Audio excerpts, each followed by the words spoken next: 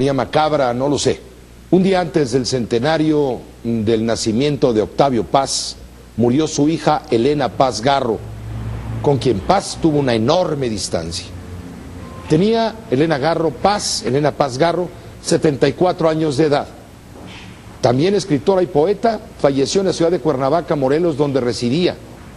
Falleció al parecer por complicaciones de la edad y propiciadas por la diabetes y una infección gastrointestinal. Los restos de Elena Paz Garro descansarán junto a los de su madre, Elena Garro, en el Panteón de La Paz, fíjese, allá en la capital morelense. Que Dios te bendiga, hijo. Se terminó la dinastía Paz Garro. Pero quedó una gran obra. Eso sí. Y hay que tratar de rescatarla para que todo el mundo la conozca. Sí, es muy importante. Poemas? Hoy fueron los funerales de la hija de Octavio Paz, cuando aquí en la Ciudad de México, en la Biblioteca Vasconcelos, el presidente de la República, Enrique Peña Nieto, encabezó un homenaje al escritor y pensador mexicano con motivo del primer centenario de su nacimiento. Fue recordado por el gobierno como la mente mexicana más brillante del siglo XX, ante representantes de la comunidad artística, académica e intelectual. El presidente de la República destacó las aportaciones del Premio Nobel de Literatura justo a la identidad nacional. Fue un hombre valiente y vertical.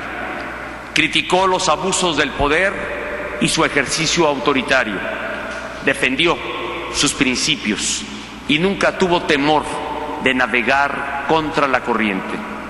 Congruente con sus ideales y convicciones, reprobó actos de violencia en México y en el mundo. Jamás sucumbió ante las ideologías que en nombre de la libertad colectiva oprimían las libertades individuales. Poco más tarde, en el Palacio de las Bellas Artes, también se conmemoraron los 100 años del nacimiento del poeta. Con libros en la mano, los libros de Octavio Paz, se llevó a cabo un retrato coral para recordar al único Premio Nobel de Literatura mexicano.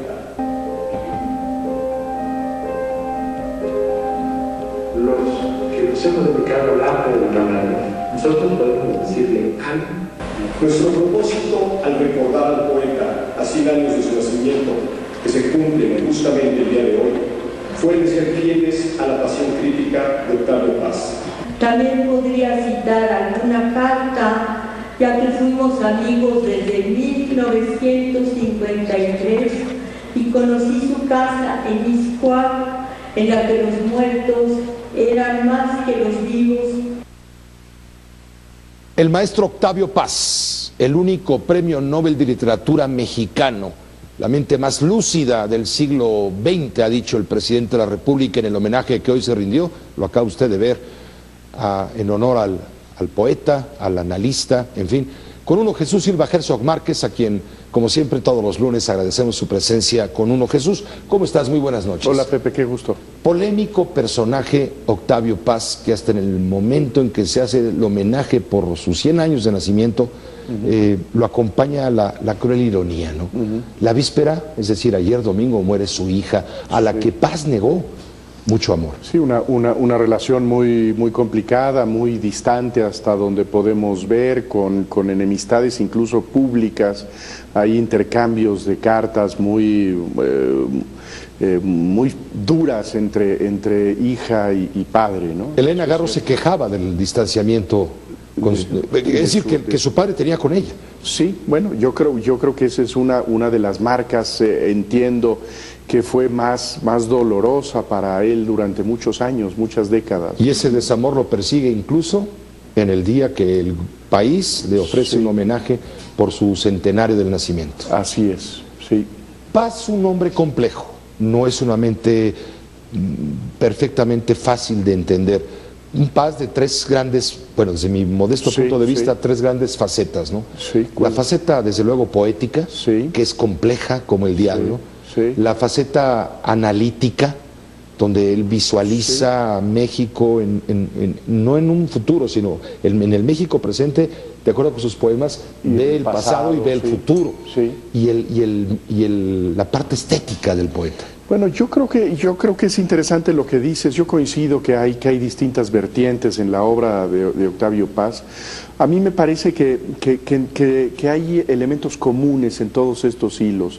El hecho de que para pensar el mundo están dos elementos fundamentales. Uno es el pensamiento poético, una manera de concebir al mundo de tal suerte que sea la palabra y la imaginación la que nos permite a nosotros descifrar lo que somos, lo que hemos sido, lo que podríamos ser en el futuro. Pero no es fácil de leer. Son muchos simbolismos, ¿no? Bueno, yo creo que es un poeta exigente también con el lector. No es un poeta fácil, podríamos decir, porque se ha dicho es un poeta del pensamiento, es un poeta que no es estrictamente un poeta de la emoción, en donde se abra, digamos, una llave de sentimiento, sino que está reflexionando sobre el mundo, sobre la historia, sobre nuestra identidad, y lo hace a través de la poesía. Y yo creo que otro de los elementos es el sentido crítico, el hecho de que él está constantemente tratando de cuestionar el mundo, está cuestionando el poder, está cuestionando a la sociedad. Es un hombre que nunca dejó de experimentar. Los escritores que han rastreado, por ejemplo, todas las estaciones de su vida poética, lo que han subrayado fundamentalmente es todos estos experimentos que están en la obra de Paz, y que hasta el Paz más viejo está tratando de encontrar una nueva forma.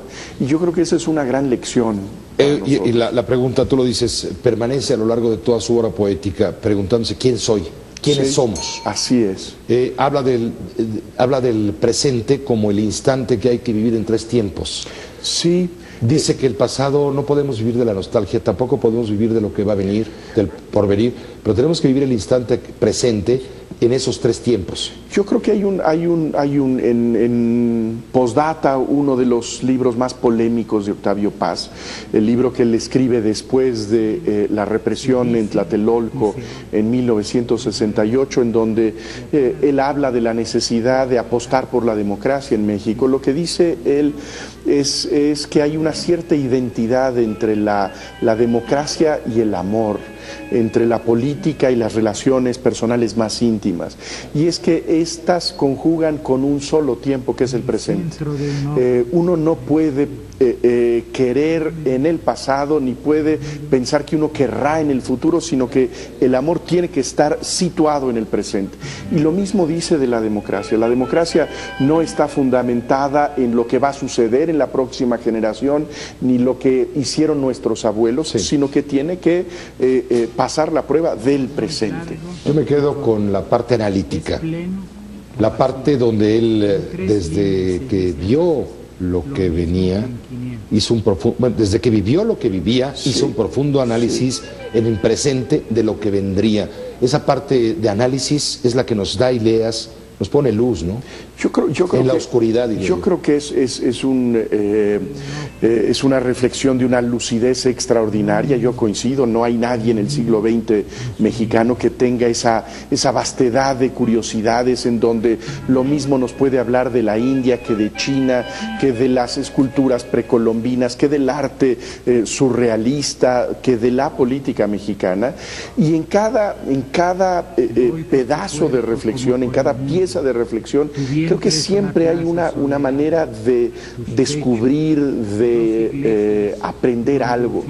Yo creo que hay que acercarse a él más allá, hay que superar los homenajes y leerlo directamente y entrarle incluso en esto que dices tú de los poemas que a veces son complejos, que representan este desafío para el lector. Hay que interpretar a Octavio Paz. Ojalá nos regalen en estos homenajes no solamente la pompa, la circunstancia, que nos regalen una edición que te invite a leer a Paz, no esas ediciones gigantes de 20 libros de toda su obra que al único que invita es a no leer a Paz. Exactamente. Hay para esto una selección reciente que ha publicado el CONACULTA y el Senado mexicano, que es una muy buena selección de sus textos políticos que recogió Armando González Torres. Hay otra antología, Los días y los años, que hizo Ricardo Cayuela, que ha publicado el Fondo de Cultura. En fin, yo creo que hay muchas formas de acercarse a este gran escritor mexicano. Gracias, Jesús, como siempre es un placer escucharte y saludarte. Gracias, el maestro Jesús Silva Herzog Márquez, miembro de la Academia Mexicana de la Lengua. Telmex y Telcel ajustan tarifas a la baja. La orden viene del Instituto Federal de Telecomunicaciones.